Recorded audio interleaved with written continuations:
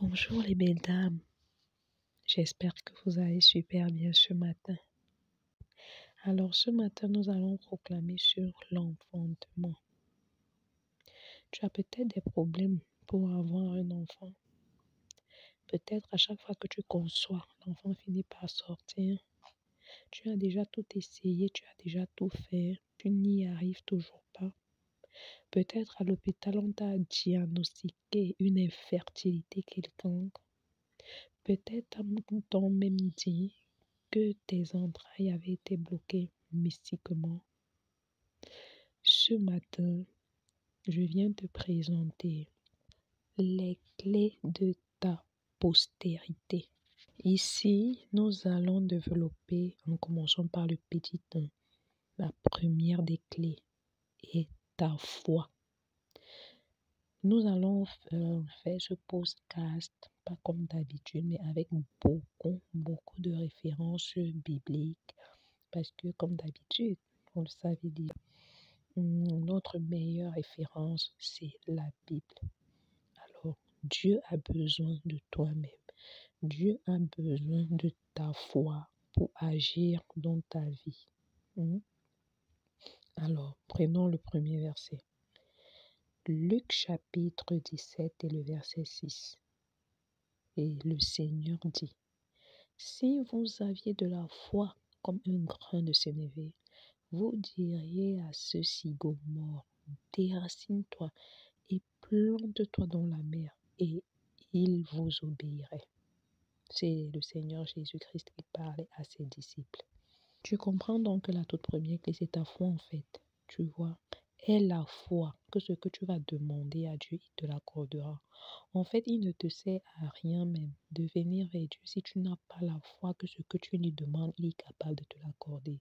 Je précise, peu importe le nombre d'années, pendant le nombre d'années que tu as déjà cherché l'enfant. Je dis 2024, c'est ton année. Et saisis cette année où il va te montrer l'extraordinaire divin. Je vais te raconter une petite histoire toujours dans la Bible, dans Luc le chapitre 18 et le verset 3 à 8. Tu pourras lire en toi-même, tu peux même lire tout le chapitre. Alors il s'agit de l'histoire de la veuve et du juge. Regarde un peu. Bref, il y avait une veuve dans le village ou alors dans la contrée qui voulait que le roi lui fasse justice. Alors, chaque jour, elle partait tambouriner à la porte du juge, en fait. Le juge ne la gérait pas du tout, mais alors pas du tout.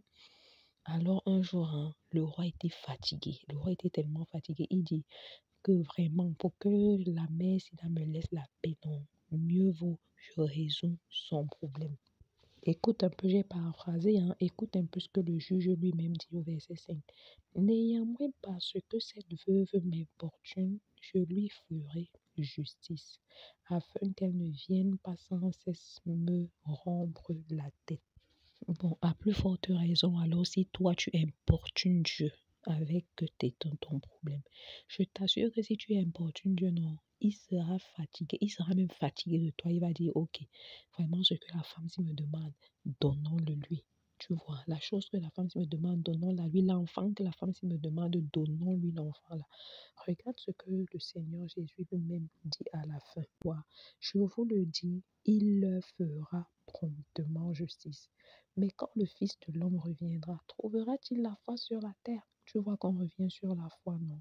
Ma sœur, ma chérie, la première des choses, c'est que toi-même, tu es la foi. Et je te raconte enfin une deuxième histoire pour cette histoire de foi-là. Tu vois dans 1 Samuel, le chapitre 1, du verset 19 au verset 20. Je raconte aussi l'histoire, je vais paraphraser.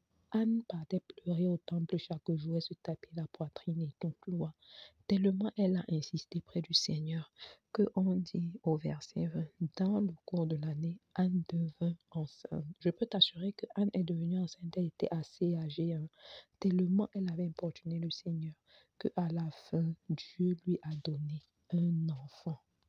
Donc j'aimerais que tu comprennes, s'il te plaît, à la base que on ne peut rien faire, tu vois. Rien ne peut se passer si toi-même tu n'as pas la foi. Tu comprends?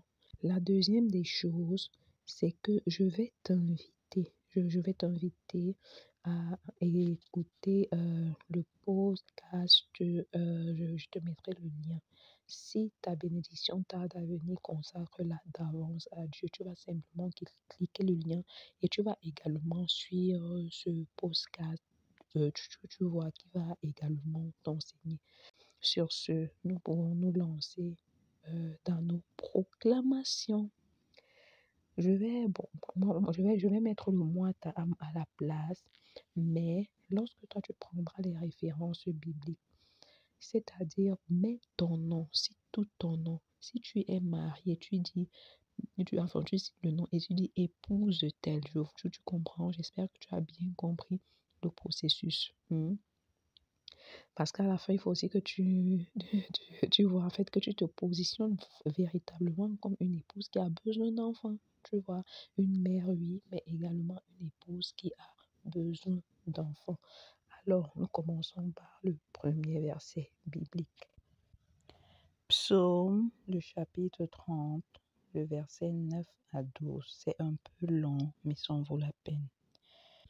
Que gagnes-tu à verser mon sang, à me faire descendre dans la fosse? La poussière a terre pour toi des louanges. Raconte-t-elle ta fidélité? Écoute, Éternel, aie pitié de moi. Éternel, secours-moi. Et tu as changé mes lamentations en allégresse. Tu as délié mon sac et tu m'as ceint de joie, afin que mon cœur te chante et ne soit pas muet. Éternel, mon Dieu, je te louerai toujours. Alors, maintenant tu relis le verset en personnalisant, ça veut dire en mettant ton nom. Moi, je mettrai par exemple princesse. Tu mettras tout ton nom, ça veut dire princesse, tu mets ton nom de famille, tes prénoms, épouse telle, tu vois, si tu es marié. Alors, je reprends donc le même verset en personnalisant. Éternel, que gagnes-tu à verser mon sang, moi, princesse, à me faire descendre dans la fosse? La poussière a-t-elle pour toi des louanges? Raconte-t-elle ta fidélité? Éternel, aie pitié de moi, princesse. Éternel, secours-moi, princesse. Et tu as changé mes lamentations en allégresse. Je proclame et je déclare que moi, princesse éternelle, tu changes mes lamentations en allégresse. Tu délies mon sac et tu me ceins de joie, afin que mon cœur te chante et ne soit pas muet. Éternel mon Dieu, moi, princesse, je te louerai toujours. J'espère que tu as compris le principe en fait, parce que là, je t'ai pris de ta peine de t'expliquer le premier verset. Les versets suivants, je vais juste les lire et tu vas personnifier, tu vas personnaliser en mettant ton nom. Deuxième verset. Apocalypse chapitre 21, verset 4 et le verset 5. Et il essuiera toutes larmes de leurs yeux, et la mort ne sera plus, et il n'y aura plus ni deuil, ni cri, ni douleur, car les premières choses ont disparu. Celui qui était assis sur le trône dit, voici, je fais toutes choses nouvelles. Et il dit, écris, car ces paroles sont certaines et véritables. Je proclame et je déclare que l'Éternel essuie toutes les larmes de mes yeux, moi, princesse. La stérilité n'existe plus dans ma vie, moi, princesse. Et voici, toutes choses sont devenues nouvelles pour moi, princesse. Le prochain verset, Genèse chapitre 1, le verset 28. Dieu les bénit et Dieu leur dit, soyez féconds, multipliez, remplissez la terre et l'assujettissez, dominez sur les poissons, sur la mer, sur les oiseaux du ciel et sur tout animal qui se meut sur la terre. Je proclame et je déclare, je me tiens sur ta parole, Seigneur, et je suis cette parole de Genèse, chapitre 1, verset 28. Je me tiens sur cette parole et je proclame et je déclare que, Éternel Dieu, tu m'as béni, tu me bénis et tu m'as déjà béni et tu me rends féconde, moi, princesse, au nom puissant de Jésus-Christ de Nazareth. Le prochain verset, Exode chapitre 23 et le verset 26. Il n'y aura dans ton pays ni femme qui avorte, ni femme stérile. Je remplirai le nombre de tes jours. Je me tiens sur ta parole, Seigneur, et je proclame et je déclare que je ne suis pas stérile. Je n'avorte aucun enfant au nom puissant de Jésus-Christ de Nazareth. Mes entrailles sont complètement guéries au nom puissant de Jésus-Christ de Nazareth. Le prochain verset, Genèse chapitre 25 et le verset 21. Isaac implora l'Éternel pour sa femme, car elle était stérile, et l'Éternel l'exauça. Rebecca, sa femme, devint enceinte.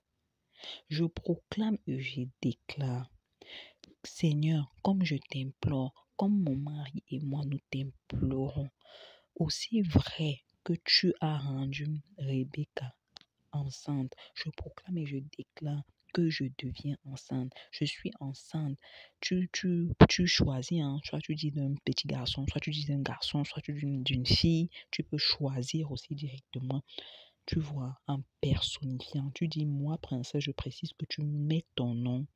Je suis enceinte. Tu dis, je suis enceinte. Ce n'est pas que je serai, non. Je suis enceinte. Tu t'appuies sur cette parole que l'Éternel te dit pour personnaliser, pour personnifier en fait. Nous continuons. Genèse chapitre 30 et le verset 22. Dieu se souvint de Rachel et il l'exauça. Il la rendit féconde. Je proclame et je déclare que moi, princesse, l'Éternel me rend féconde au nom puissant de Jésus-Christ de Nazareth. Un autre verset, Genèse chapitre 30 et le verset 23. Elle devint enceinte et enfanta un fils, et elle dit, Dieu a enlevé mon opprobre. Je proclame et je déclare que moi, princesse, j'enfante un fils ou alors une fille, tu choisis ce que tu veux, et Dieu enlève mon opprobre. Je proclame et je déclare que toi, Éternel, tu enlèves mon opprobre, moi, princesse, et j'enfante un fils, j'enfante une fille. Un autre verset. Genèse chapitre 28 et le verset 3. Que le Dieu Tout-Puissant te bénisse, te rende féconde et te multiplie, afin que tu deviennes une multitude de peuples. Sur la base de cette parole, je proclame et je déclare que moi, princesse, l'Éternel m'a bénie et je suis féconde. Je suis féconde, je multiplie cette terre, je deviens une multitude de peuples au nom puissant de Jésus-Christ de Nazareth. Enfin, le dernier verset que nous avons pour cette rubrique, Proverbe chapitre 10, le verset 22. C'est la bénédiction de l'Éternel qui enrichit, et il ne la fait suivre d'aucun chagrin. Je proclame et je déclare que moi, princesse, je suis enceinte, je féconde, j'enfante un fils, j'enfante une fille, et ta bénédiction n'est suivie d'aucun chagrin. J'accouche dans de très bonnes conditions. Les anges de l'Éternel m'accompagnent pendant que j'accouche. Et tout se passe dans de très bonnes conditions. Je porterai mon enfant entre les mains et je louerai l'Éternel pour tous ses hauts faits. 2024, c'est ton année. Ne passe pas à côté de ton enfantement juste parce que tu as peur, parce que tu n'as pas la foi. Tu comprends? 2024, c'est ton année. Sur ce, je vous souhaite, mesdames, une agréable journée.